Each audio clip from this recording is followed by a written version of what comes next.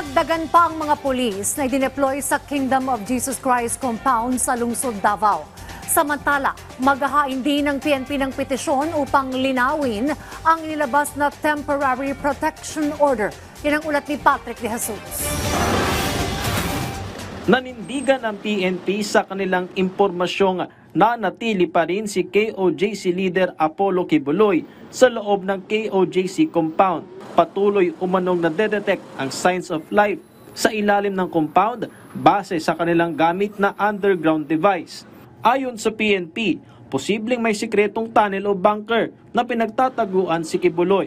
Inaalam na ngayon kung paano matutunton ang lagusan papunta dito.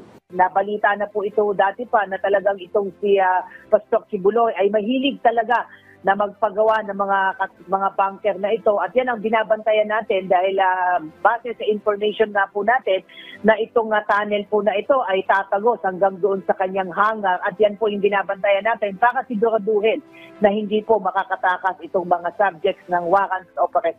Dinagdagan na ang mga pulis na galing Region 10, 12 at 13 dahil hindi sapat ang 2,000 pulis na idineploy mula sa Davao Region para halughugin ang 30 hektaryang compound. Because talagang tinitingnan bawat area, bawat area talaga. And police officers are also human beings. They need to rest and sleep din also. So dapat nagre-relieve tayo. So we need support from other PNP units.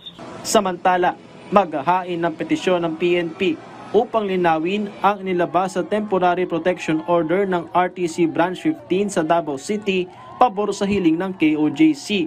Ayon kay DILG Secretary Benhur Abalos, nakasaad lamang dito ang pag-alis ng mga pulis sa mga barikada sa paligid ng compound na hindi naman daw nagiging hadlang sa kalayaan o seguridad ng mga miyembro ng KOJC. Dagdag pa ng kalihim, hindi iniutos ng korte na lisanin ng PNP ang loob ng KOJC compound. Kaya naman ipagpapatuloy ang operasyon sa pagsisilbi ng warrant of arrest laban kay Kibuloy at mga kapwa-akusado na paniwala nila malapit ng matunton.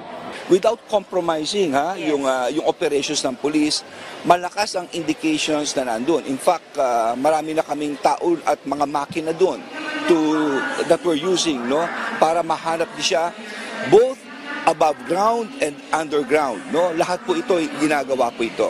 Pinabulaanan naman ng Police Regional Office 11 ang umano'y ultimatum nila na pasasabugin ng isang katedral sa KOJC compound kapag hindi sumuko si Kibuloy.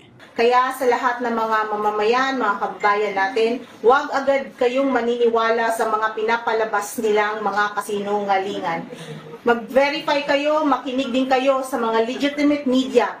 Patrick De Jesus para sa Pambansang TV sa Bagong Pilipinas.